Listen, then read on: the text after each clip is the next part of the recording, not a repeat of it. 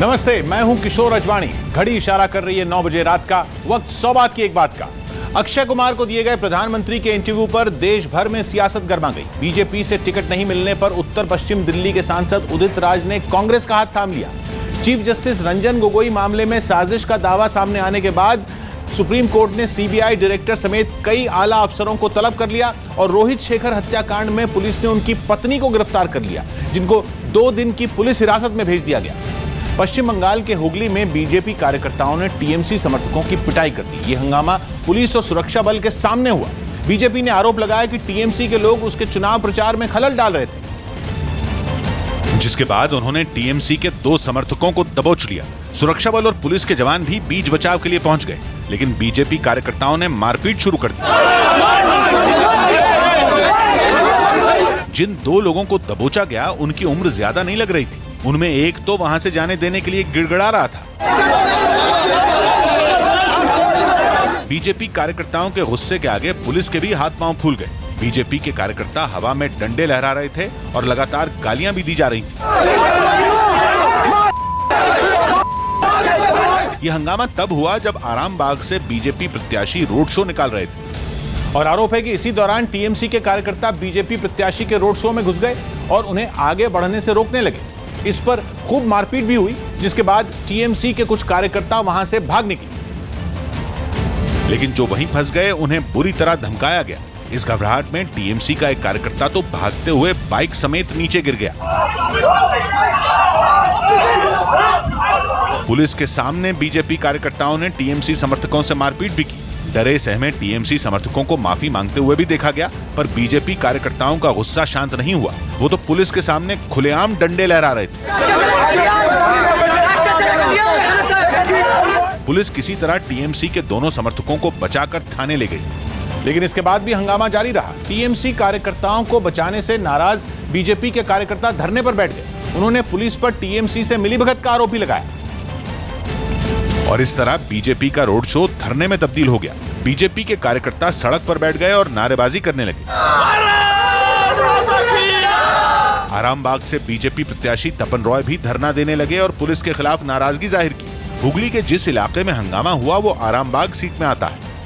100 बात की बात है कि पश्चिम बंगाल में हिंसा को काबू करना अब चुनाव आयोग के लिए चुनौती बन गया है। वोटिंग के दिन ही नहीं, चुनाव प्रचार के दौरान भी हिंसा की घटनाएं सामने आने से चुनाव का माहौल बिगड़ रहा है। इंदौर के गांधीनगर थाने में चोरी के एक आरोपी की मौत के बाद लोगों ने वहां जमकर हंगामा किया। इस हंगामे से पहले लोगों ने थाने में तैनात पुलिस वालों पर कार्रवाई की मांग की, लेकिन मांग पूरी न होते देख लोगों ने गांधीनगर थाने का घेराव कर दिया। बताया गया कि इस दौरान नाराज लोगों ने पुलिस पर पथराव किया, जिसकी वजह से पुलिस को लोगों पर लाठीचार्ज करना पड़ा। पुलिस की इस कार्रवाई से बचने के लिए पथराव कर रहे लोग इधर उधर भागने लगे। फिर भी पुलिस ने हंगामा कर रहे लोगों का पीछा नहीं छोड़ा और उन्हें दूर तक खदेड़ दिया। इस हंगामे की वजह से आसपास खुली दुकानें भी बंद हो गईं। हालांकि जल्द ही पुलिस ने हालात पर काबू पा लिया, मगर इस बवाल से पहले बड़ी संख्या में इलाके के लोग इंदौर के गांधीनगर थाने के बाहर इकट्ठा हो गए और उन्होंने शव का अंतिम संस्कार करने से मना कर दिया। हालांकि पुलिस वालों ने लोगों को समझाने की बहुत कोशिश की, लेकिन उनकी ये कोशिश नाकाफी साबित हुई। कुछ देर बाद ही मंत्री जीतू पटवारी भी वहां पहुंच गए, जिनको लोगों ने घटना के बारे में पूरी जानकारी दी। जीतू पटवारी से आरोपी पुलिस वालों के खिलाफ कार्रवाई का भरोसा मिलने पर लोग शांत हो गए। मैंने समझाइश नहीं दी, वस्तु स्थिति को समझा, परिवार को न्याय भी मिलेगा, दोषियों को सजा। वहीं इस मामले में इंदौर के गांधीनगर थाने के 4 पुलिस वालों को सस्पेंड कर दिया गया। 4 लोगों को कार में लापरवाही के लिए उनको निलंबित किया गया है। कलेक्टर ने मामले की गंभीरता को देखते हुए न्यायिक जांच के आदेश दे दिए। 100 बात की बात है कि लोकतंत्र में लोगों को विरोध करने का पूरा अधिकार है, लेकिन विरोध का रास्ता लोकतांत्रिक ही होना चाहिए। पुलिस पर पथराव या थाने का घेराव जायज नहीं ठहराया जा सकता। बेहतर ये हुआ कि मंत्री के समझाने से लोग मान गए, वरना हालात और भी बिगड़ सकते थे। श्रीलंका के कोलंबो में हुए आत्मघाती धमाकों को अंजाम देने वाले आतंकियों का एक वीडियो आईएसआईएस ने जारी किया। उन धमाकों को एक महिला समेत 9 आतंकियों ने अंजाम दिया था, जिनमें मरने वालों का आंकड़ा बढ़कर 359 पहुंच गया। जिन्हें मारने वाले आतंकी आईएसआईएस के जारी किए गए एक वीडियो में हाथ पर हाथ रखकर साजिश को अंजाम देने की शपथ लेते दिखाई दिए। इन आतंकियों ने ईस्टर के मौके पर खुद को बम से उड़ा लिया था। आईएसआईएस के आतंकियों के प्रमुख ने कोलंबो के शांग्रीला होटल में धमाके की जिम्मेदारी ली थी। The leader of this group has committed suicide at the Shangri-La Hotel, but we are conducting investigations. Sri Lanka police ने एक वीडियो जारी किया जिसमें शांग्रीला होटल में 2 आतंकी लिफ्ट से तीसरे फ्लोर पर जाते दिखे। इस दौरान हमले से ठीक पहले लाल टी शर्ट पहना एक आतंकी लिफ्ट के अंदर हंसता दिखा। उसके चेहरे पर किसी तरह का खौफ नहीं था। इसके बाद वो खाना खाने वाली जगह पर पहुंचे जहां कई लोग थे। कुछ ही देर में आतंकियों ने वहां खुद को बम से उड़ा लिया। जहां उस वक्त कई देशों के पर्यटक मौजूद थे, जबकि बाकी आतंकियों ने कोलंबो के 2 और होटल और कई चर्च में धमाके का जिम्मा उठाया। हालांकि उनके हमले की सूचना खुफिया एजेंसियों को पहले से थी, लेकिन इसके बारे में राष्ट्रपति तक को जानकारी नहीं दी गई। पूर्ण सहयोगी दीमट इदिरिपත් වී සිටිනවා ඔවුන්ගේ ක්‍රියාත්මක තත්ත්වය මත। धमाकों के बाद श्रीलंका सरकार एक्शन में आई और उसने इमरजेंसी की घोषणा कर दी। आतंकियों की तलाश के लिए एक कॉपर फैक्ट्री में छापा मारा गया। आशंका जताई गई कि इस फैक्ट्री में आतंकियों ने बम तैयार किए थे। There are still talks of some of these suicide bombers might be roaming around. Colombo में जारी कर्फ्यू के बावजूद एक सिनेमा हॉल के बाहर एक छोटा धमाका हुआ। हालांकि इसके बारे में ज्यादा जानकारी नहीं दी गई। वहां छिपे आतंकियों को पकड़ने के लिए भारत और अमेरिका समेत कई देशों की खुफिया एजेंसियां श्रीलंका सरकार की मदद में जुटी हैं। सौभाग्य की बात है कि श्रीलंका में हुए धमाकों को बेखौफ आतंकियों ने अंजाम दिया, जिससे बड़ी तादाद में लोग मारे गए। अब भी वहां कई आतंकी छिपे हो सकते हैं जिनसे फिर खतरे की तलवार लटक रही है। इसलिए श्रीलंका सरकार एहतियात के कदम उठा रही है, जिसमें भारत भी उसके साथ खड़ा है। भोपाल से बीजेपी उम्मीदवार साध्वी प्रज्ञा को एनआईए कोर्ट से बड़ी राहत मिली। अदालत ने साध्वी प्रज्ञा को चुनाव लड़ने से रोकने के लिए दायर की गई याचिका खारिज कर दी। जबकि कोर्ट में दायर याचिका से बेपरवाह साध्वी प्रज्ञा ने नामांकन के अगले दिन भी अपना चुनाव प्रचार जारी रखा और भोपाल में रोड शो किया। साध्वी प्रज्ञा ठाकुर रोड शो कर रही है। अपना पर्चा भरने के बाद ये पहला रोड शो है साध्वी प्रज्ञा ठाकुर का। इस दौरान साध्वी प्रज्ञा से मिलने के लिए उनकी गाड़ी के पास पहुंची कुछ महिलाओं ने उनके हाथ पर तिलक लगाया। वहीं एक बुजुर्ग महिला तो साध्वी प्रज्ञा को अपने बीच देखकर खुशी से नाचने लगी। लोगों का उत्साह देखकर साध्वी प्रज्ञा भी खुद को रोक नहीं पाई और अपनी गाड़ी पर खड़े होकर लोगों का अभिवादन किया। इस दौरान उन्होंने लोगों से हिंदुत्व और विकास के मुद्दे पर लोगों से वोट देने की अपील भी की। मुझे वोट दीजिए, देश के लिए, धर्म के लिए, देश की उन्नति के लिए, भोपाल के विकास के लिए। जिसके जवाब में दिग्विजय सिंह ने अपनी चुनावी सभा में लोगों को बीजेपी से सावधान रहने की हिदायत दे डाली। ये भारतीय जनता पार्टी भोपाल का चुनाव जीतने के लिए नहीं लड़ रही है, माहौल बिगाड़ने के लिए लड़ रही है। सचेत कह देता हूँ आपको। मालेगांव ब्लास्ट मामले में आरोपी होने की वजह से कांग्रेस लगातार साध्वी प्रज्ञा के चुनाव लड़ने पर सवाल खड़े कर रही है। वहीं एनआईए कोर्ट में दायर याचिका में भी साध्वी प्रज्ञा के चुनाव लड़ने पर रोक लगाने की मांग की गई और ये दलील दी गई कि साध्वी प्रज्ञा को स्वास्थ्य के आधार पर जमानत मिली है। साथ ही ये भी दावा किया गया कि चुनाव प्रचार में व्यस्त साध्वी प्रज्ञा बीमार नजर नहीं आती। लेकिन एनआईए कोर्ट ने साध्वी प्रज्ञा को चुनाव लड़ने से रोकने के लिए दायर याचिका खारिज कर दी और ये साफ कर दिया कि ये मामला चुनाव आयोग के अधिकार क्षेत्र से जुड़ा है। साथ ही एनआईए कोर्ट ने एनआईए के अधिकारियों को फटकार भी लगाई और साध्वी प्रज्ञा के खिलाफ सबूत नहीं मिलने की दलील देने पर नाराजगी जताई। वहीं एनआईए कोर्ट से राहत मिलने के बाद साध्वी प्रज्ञा ने खुशी जताई और कांग्रेस पर उनके खिलाफ साजिश रचने का आरोप लगाते हुए अपनी जीत का दावा किया। ये निश्चित था क्योंकि कांग्रेसियों के द्वारा किए गए जो षड्यंत्र हैं और अभी तक निरंतर षड्यंत्र करते चले आ रहे हैं, तो इसमें तो निश्चित रूप से हमारी विजय होगी क्योंकि सत्य की और धर्म की विजय होती है। वहीं साध्वी प्रज्ञा के वकील ने उनकी सेहत पर उठ रहे सवालों का जवाब दिया और अदालत में गलत जानकारी देने के आरोपों को सिरे से खारिज कर दिया। 2016 में बिना आदमी के सहारे नहीं चल सकते थे, 2019 में बिना सहारे के भी हम चल सकते हैं। इसका मतलब यही नहीं हुआ कि हमने कोर्ट को गलत बयानी किया। ये इम्प्रूवमेंट है। उनकी इच्छा यही है क्या कि हम जिंदगी भर बिस्तर पर लेटे रह चल नहीं सके। सौभाग्य की बात यह कि एनआईए कोर्ट के फैसले से साफ हो गया कि भोपाल की सियासी लड़ाई का फैसला भोपाल की जनता ही करेगी, कोई अदालत नहीं करेगी। योगी आदित्यनाथ ने अपनी सरकार के कामकाज गिनाए। यूपी के सीएम योगी आदित्यनाथ ने चंदौली में एक रैली के दौरान अपनी सरकार की उपलब्धियां गिनाई। 2 वर्ष के दौरान प्रदेश सरकार की किसी भी योजना की सर्वाधिक योजनाएं आपकी चंदौली जनपद में आई हैं। हिमाचल प्रदेश बीजेपी ने पार्टी विधायक अनिल शर्मा को अपने बेटे और मंडी लोकसभा सीट से कांग्रेस उम्मीदवार आश्रय शर्मा के लिए चुनाव प्रचार नहीं करने की नसीहत दी। वो अपने बेटे के लिए कहीं प्रचार करते हैं तो निश्चित तौर पर दल बदल कानून के दायरे में आएंगे और उनके खिलाफ कार्रवाई होगी। तमिलनाडु में ईडी ने अवैध खनन मामले में घिरे डीएमके नेता एमके अलागड़ी के बेटे की 40 करोड़ की संपत्ति जब्त कर ली। मानहानि मामले में दिल्ली के सीएम केजरीवाल, मनीष सिसोदिया और योगेंद्र यादव के खिलाफ जारी गैर जमानती वारंट पर दिल्ली की एक अदालत ने रोक लगा दी। केंद्रीय मंत्री और बिहार की पाटलिपुत्र लोकसभा सीट से बीजेपी उम्मीदवार रामकृपाल यादव गुरुवार को अपना नामांकन दाखिल करेंगे।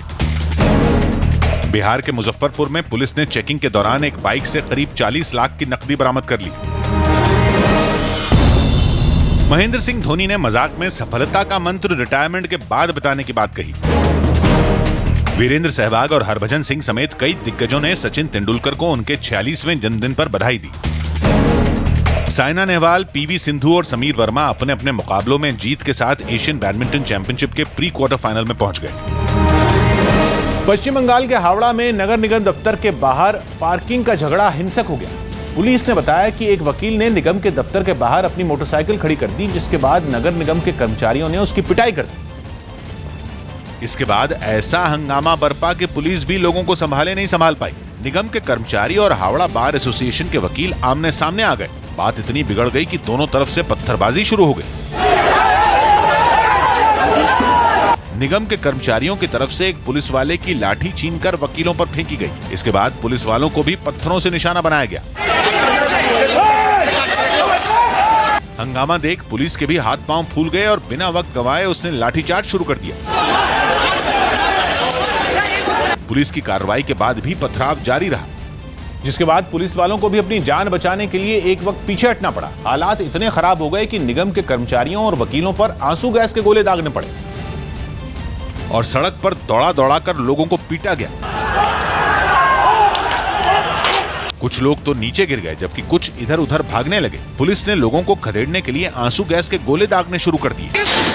सड़क पर भगदड़ मची थी। इस बीच हंगामा भी लगातार जारी था।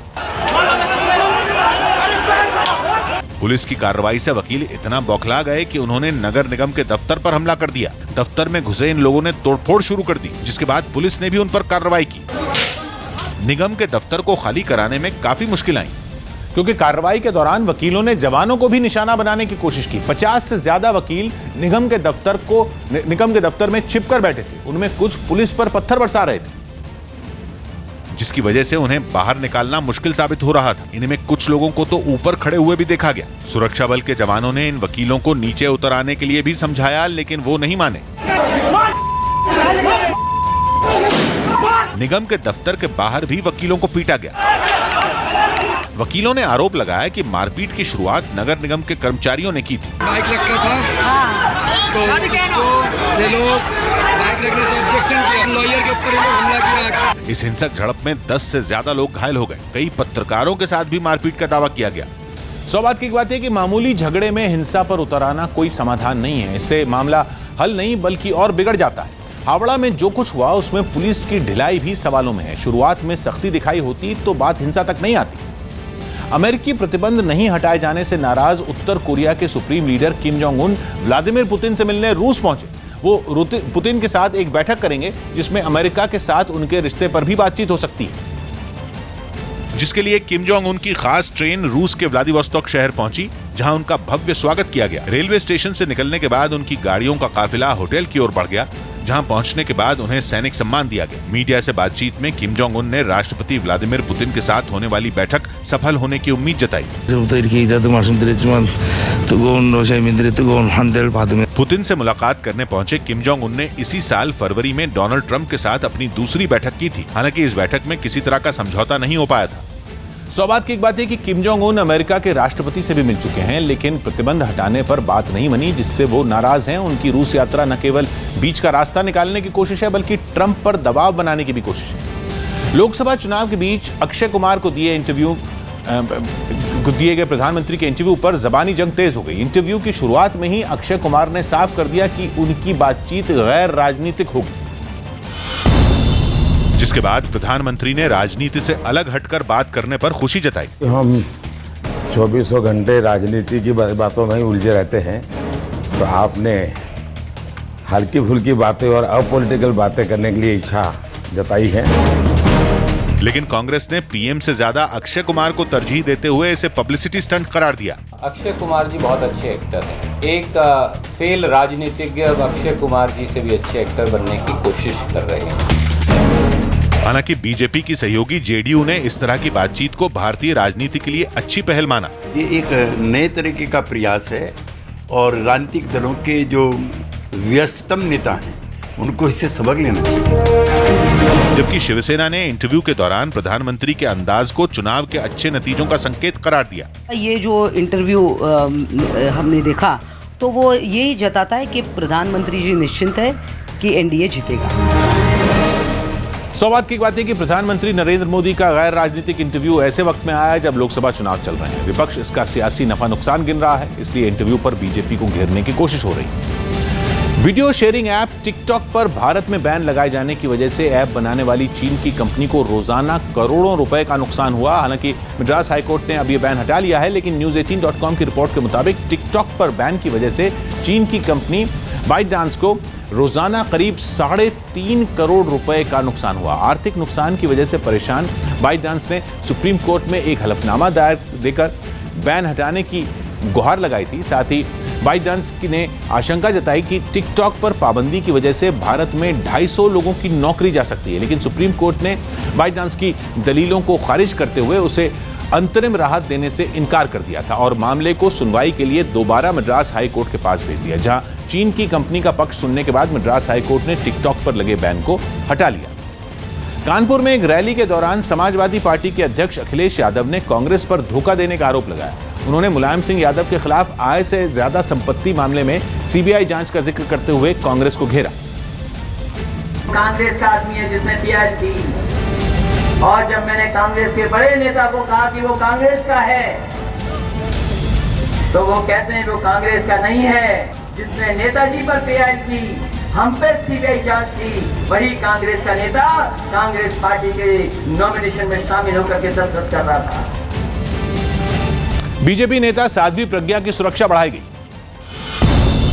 भोपाल से बीजेपी प्रत्याशी साध्वी प्रज्ञा को नामांकन के दौरान काले झंडे दिखाए जाने की घटना के बाद प्रशासन ने उनकी सुरक्षा बढ़ा दी। बिहार के मुंगेर में बीजेपी अध्यक्ष अमित शाह ने एक जनसभा के दौरान 5 पीढ़ियों का काम पिछले 55 महीनों में कर दिखाने का दावा किया। नरेंद्र मोदी सरकार ने आपके 55 साल से ज्यादा काम हमारे 55 महीने के अंदर किया है। हिमाचल प्रदेश की मंडी लोकसभा सीट से बीजेपी उम्मीदवार रामस्वरूप शर्मा ने अपना नामांकन दाखिल कर दिया। लोग चाहते हैं कि इस बार मंडी में एक अच्छा निर्णय दिया जाए, मोदी पुनः देश के प्रधानमंत्री बने। शेयर बाजार में जारी गिरावट का दौर थमा और यह हरे निशान पर बंद हुआ। सेंसेक्स 490 अंक उछलकर 39,000 के पार 39,055 पर पहुंच गया। निफ्टी 150 अंक ऊपर 11,726 पर बंद हुआ। बिहार के मुंगेर में हुई एक रैली में सीएम नीतीश कुमार वेतन की मांग कर रहे शिक्षकों पर आग बबूला हो गए। नीतीश कुमार को इतना गुस्सा आया कि उन्होंने शिक्षकों को यह तक कह दिया कि उन्हें पढ़ाना भी नहीं आता, क्योंकि रैली में कुछ शिक्षक उन्हें एक पोस्टर दिखा रहे थे। इस पोस्टर पर वित्त रहित शिक्षा नीति को खत्म करने की बात लिखी थी। नीतीश कुमार की नजर जैसे ही इस पोस्टर पर पड़ी वो भड़क गए। उन्होंने मंच से ही शिक्षकों को डांटना शुरू कर दिया। देखो भैया, वित्त रहित शिक्षा नीति दिखाना तो कांग्रेसिया आवेगा तो उसको दिखाना, समझ गया ना, ये सब मेरे टाइम का चीज नहीं है। नीतीश कुमार ने शिक्षकों के सामान्य ज्ञान पर भी सवाल खड़े कर दिए।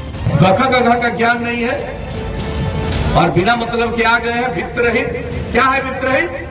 आप मेरी बात सुनने आए हो कि ये काम करने आए हो? नीतीश कुमार ने आपा खोया, लेकिन शिक्षक पोस्टर लेकर खड़े रहे। वो सरकार से हर महीने वेतन की मांग कर रहे थे। हालांकि नीतीश कुमार ने इस पर भी उन्हें नसीहत दे दी।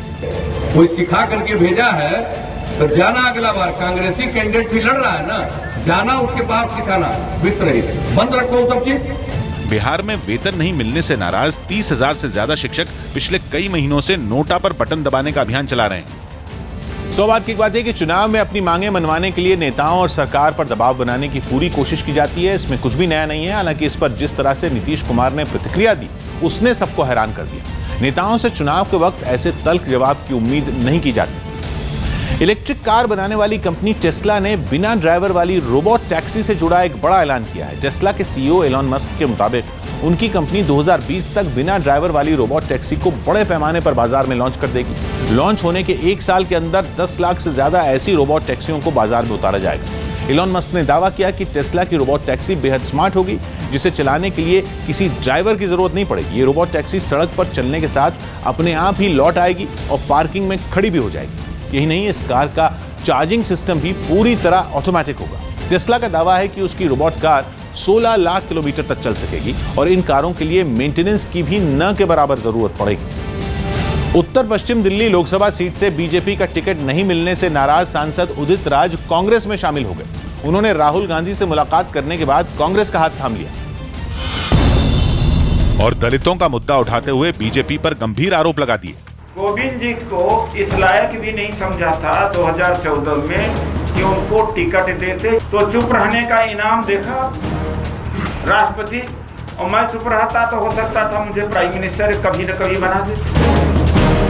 वहीं उदित राज के आरोपों के बाद कांग्रेस नेता रणदीप सुरजेवाला ने बीजेपी पर हमला बोल दी। एक बात सच है कि आज दलित के अधिकारों का सत्ताधारी दौलत वालों ने दमन कर दिया है। अपने ऊपर लगे आरोपों पर बीजेपी ने पलटवार करने में देर नहीं लगाई। टिकट मिला तो बीजेपी बहुत अच्छी थी और टिकट नहीं मिला तो बीजेपी बहुत खराब लगने लगी। सौभाग्य की बात है कि उदित राज की नाराजगी तो पहले से ही साफ थी, लेकिन टिकट कटने के अगले ही दिन पार्टी बदलकर उन्होंने सबको हैरान कर दिया। पाला बदल पॉलिटिक्स कई बार चुनाव में उलटफेर की वजह भी बन जाती है। पश्चिम बंगाल में टीएमसी और बीजेपी के बीच ट्विटर पर वीडियो वॉर छिड़ गया। बंगाल बीजेपी ने एक वीडियो के जरिए दावा किया कि ममता बनर्जी ने एक रैली में बीजेपी के लिए वोट मांगे। हालांकि टीएमसी ने इसे गलत करार दे दिया, जिसके बाद ट्विटर पर दोनों पार्टियां आमने सामने आ गई। ट्विटर पर यह टकराव ममता बनर्जी के एक वीडियो की वजह से शुरू हुआ। यह वीडियो बंगाल बीजेपी की तरफ से डाला गया था। बीजेपी सरकार के वोट दिए। बीजेपी ने दावा किया कि ममता बनर्जी ने अपनी रैली में उसके लिए वोट मांगे। साथ ही ममता बनर्जी की रैली में मोदी मोदी के नारे लगने का दावा भी किया गया। इस वीडियो ने टीएमसी के खेमे में खलबली मचा दी, जिसके बाद टीएमसी की तरफ से भी एक वीडियो ट्विटर पर डाला गया। टीएमसी ने सफाई दी कि ममता बनर्जी ने बीजेपी के लिए कभी वोट नहीं मांगे। साथ ही टीएमसी ने बीजेपी के वीडियो को आधा अधूरा बताते हुए एक नया वीडियो ट्विटर पर डाल दिया। इस वीडियो में ममता बनर्जी बीजेपी के खिलाफ वोट की अपील करती नजर आईं। बीजेपी सरकार के वोट दिए कबर दिन। टीएमसी ने बीजेपी पर ममता के बयान के साथ छेड़छाड़ करने का आरोप लगाया।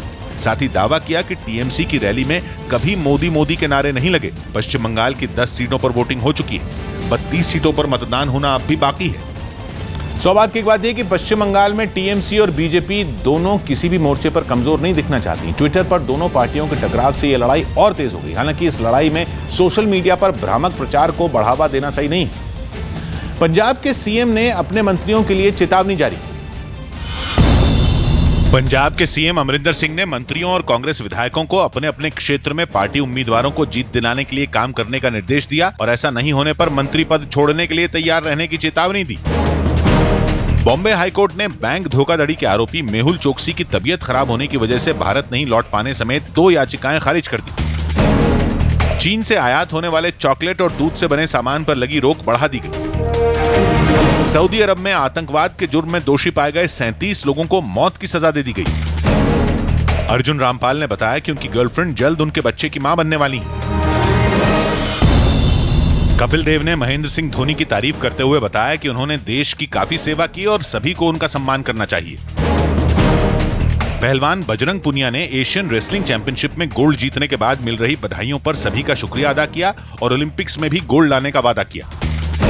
कांग्रेस नेता एनडी तिवारी के बेटे रोहित शेखर तिवारी की हत्या के मामले में दिल्ली पुलिस ने उनकी पत्नी अपूर्वा शुक्ला को गिरफ्तार कर लिया। पुलिस ने अपूर्वा के खिलाफ पुख्ता सबूत मिलने का दावा किया, जिनके आधार पर पुलिस ने नई दिल्ली की डिफेंस कॉलोनी के घर से अपूर्वा शुक्ला की गिरफ्तारी की। क्राइम ब्रांच ने अब अपूर्वा को गिरफ्तार कर लिया है। अपूर्वा ने ये हालात जरूर बताए हैं कि वो अपनी शादी से खुश नहीं थी। अपूर्वा शुक्ला की गिरफ्तारी के बाद पुलिस ने रोहित शेखर तिवारी से उनकी अनबन होने का दावा किया। Rohit Shekhar Tiwari and Apurva Shukla Tiwari, they have had turbulent marriage.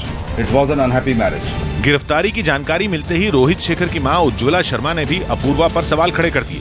छोड़ देती, मारने से अच्छा छोड़ देती, इतनी तंग थी तो। पुलिस ने अपूर्वा को कोर्ट में पेश किया, जहां से उन्हें 2 दिन की रिमांड पर भेज दिया गया।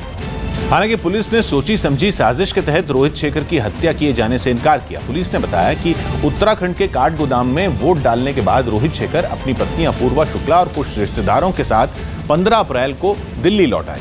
पुलिस ने दावा किया कि पूरे रास्ते रोहित शेखर अपनी एक महिला रिश्तेदार के साथ गाड़ी में शराब पी रहे थे और दिल्ली में डिफेंस कॉलोनी के आवास पर पहुंचने के बाद जब सभी रिश्तेदार लौट गए तब रोहित शेखर भी अपनी पत्नी के साथ कमरे में चले गए। इसी दौरान दोनों के बीच महिला रिश्तेदार के साथ शराब पीने की बात पर कहासुनी हुई और आरोप है कि गुस्से में अपूर्वा शुक्ला ने तकिए से रोहित का मुंह दबाकर उसकी हत्या कर दी। पुलिस ने दावा किया कि रोहित की हत्या के बाद अपनी अपूर्वा शुक्ला ने काफी देर तक सबूत मिटाने की कोशिश भी की। सौभाग्य की एक बात यह कि ऐसे बहुत से परिवार होते हैं जहां पति पत्नी के बीच मतभेद हो सकते हैं, झगड़ा बड़ा भी हो सकता है, लेकिन रोहित मर्डर में अगर दिल्ली पुलिस की थ्योरी सही है तो पत्नी का पति की हत्या कर देना चौंकाने वाला है। अक्षय कुमार को दिए गए इंटरव्यू में प्रधानमंत्री ने ममता बनर्जी के साथ रिश्तों पर भी बात की और इस दौरान प्रधानमंत्री ने कुछ बातों का जिक्र करते हुए ममता बनर्जी की चुटकी भी ली और ममता बनर्जी की तरफ से भेजे जाने वाले तोहफों के बारे में बताया। ममता दीदी साल में आज भी मुझे 1-2 कुर्ते खुद सिलेक्ट करने जाती है। मेरे लिए 1-2 कुर्ते भेजती है। यही नहीं, उन्होंने ममता बनर्जी की तरफ से भेजे जाने वाली मिठाई के पीछे की कहानी भी सुनाई। शेख हसीना जी कोई बंगाली नई मिठाई होगी ढाका से मुझे भेज देती है। तो ममता दीदी को पता चला तो वो भी साल में 1-2 बार मेरे लिए कुछ न कुछ बंगाली मिठाई जरूर भेज देती है। जिसके बाद टीएमसी ने इस तरह के व्यवहार को बेहतर राजनीतिक माहौल के लिए जरूरी करार दिया। एक कर्सी है, एक सिस्टम है, इसको रिगार्ड करना, जो रिगार्ड करता है वो बिलीव करता है डेमोक्रेसी में। सौभाग्य की बात है कि प्रधानमंत्री ने ममता बनर्जी की तारीफ करके देश के अच्छे राजनीतिक माहौल के संकेत दिए हैं, क्योंकि भले ही इन दोनों नेताओं की विचारधारा अलग हो, लेकिन एक दूसरे के साथ राजनीतिक शिष्टाचार नहीं भूलना चाहिए।